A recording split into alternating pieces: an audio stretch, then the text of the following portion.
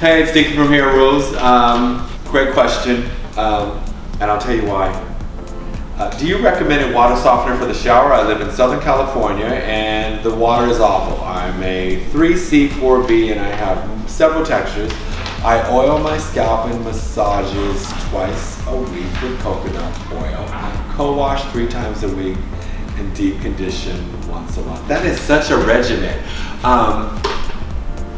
I think what I love about this this question, one is the attention and the care, whether it be good or bad, right or wrong. The attention that you all give your hair, the regimen, it shows real love to your hair. I guess I just get frustrated when you're doing the wrong thing. You can't pamper your hair enough. It's a beautiful thing. I would like it for it to be easier for you.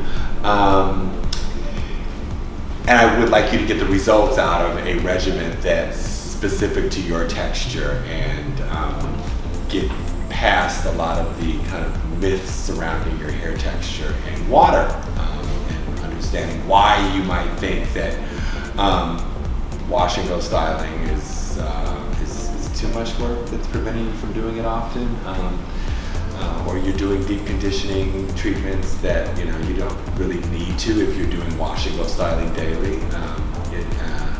So yeah, I do think water softeners are great for those of you who do live in California where the water is awful, or if you live in Paris or London where the water is hard and terrible.